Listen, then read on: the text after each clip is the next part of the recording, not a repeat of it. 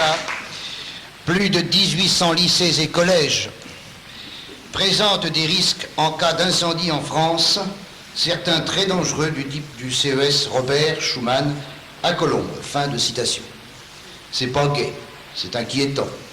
Et comme si ça ne suffisait pas pour nous démoraliser, juste à côté du gros titre « 1800 lycées à risque », on a un portrait de Michel Sardou.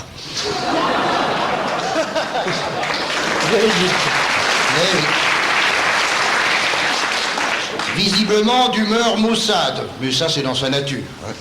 À mon avis, quand un photographe prend Michel en photo, il écoute un disque de sa mère.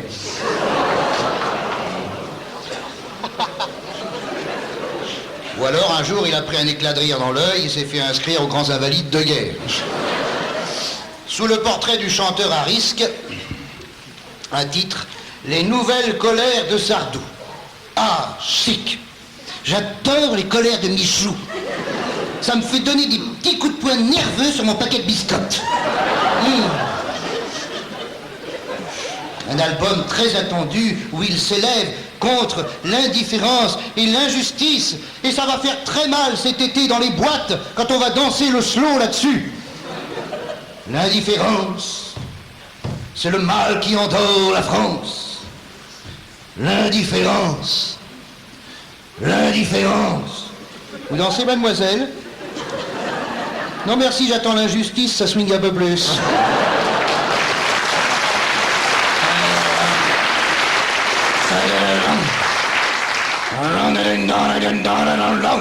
Ça c'est les percussions, hein. Ça c'est le piano. Ça c'est la guitare. Ça c'est la flûte traversière. Levez la main et dites je le juge, a dit le juge à l'accusé, qui chapadait des confitures dans le buffet de sa mémé. Mon Dieu, ça chie, hein? D'accord, on a perdu Léo Ferré, mais on a toujours le Sardounet. Il est là, le Sardounet, avec ses nouvelles colères, qui dénoncent le malaise d'une société en proie aux contradictions de ce monde, livré à la surproduction des armements et à la carence des lavomatiques. En vérité, je vous le dis, excusez-moi, j'ai des renvois. Il est temps, mesdames, messieurs, Françaises, Français, Occident, il est temps de se lever si nous voulons nous rasseoir. Oui. Hier, je me promenais dans les rues d'Arcachon. J'avise un autochtone. Je lui dis bonjour grand-père.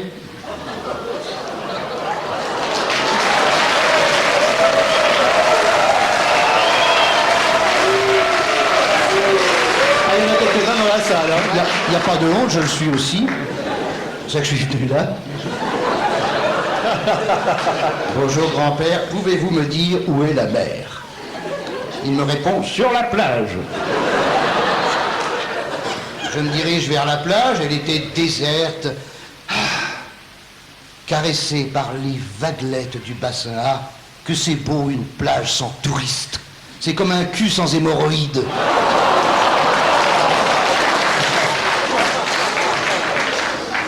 J'en demande pardon aux marchands de souvenirs et à leurs fournisseurs coréens.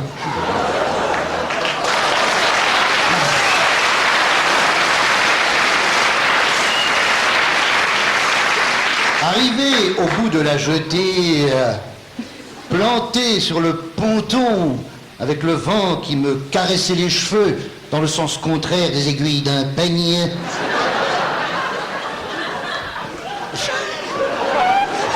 Strictement rien. ah, c'est con, hein. C'est bon. Je vois, oui, c'est beau et c'est con. beau, c'est beau. On dirait du Sardou. Généralement, ça, on dirait du Sardou. Je vois un pêcheur qui ramondait ses bolinges. Eh ben, ricané. N'empêche que c'est le terme exact. Qui ramondait ses bolinges, qui réparait son filet, si vous préférez. Hein? Non, mais alors, je m'instruis, moi, avant de venir, hein. Alors le pêcheur me regarde et me dit « Voulez-vous voir ma pinasse ?»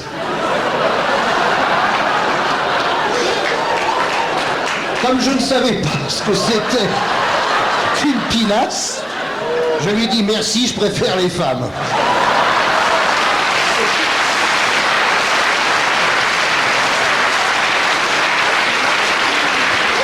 Voilà bien, mesdames, messieurs, le drame de l'incommunicabilité. Pourquoi dans les écoles de France, on ne nous apprend pas ce que c'est qu'une pinasse?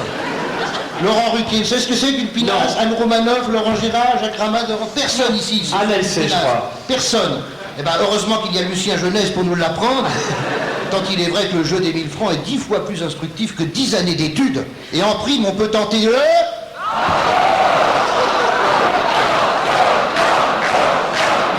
Alors, on peut vous faire n'importe quoi ici, hein. Ah, c'est vraiment une ville de vieux, alors.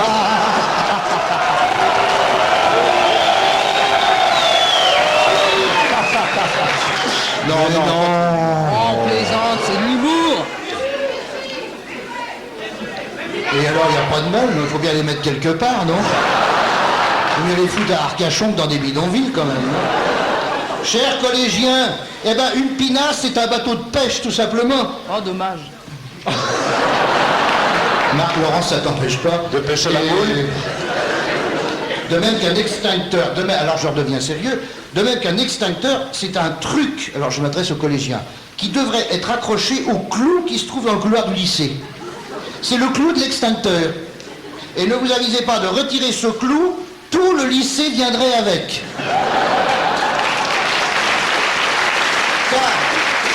Car c'est un lycée provisoire édifié en 1956 et qui, par la force des choses, est devenu définitif. 1800 lycées à risque en France et pas une seule caserne défaillante.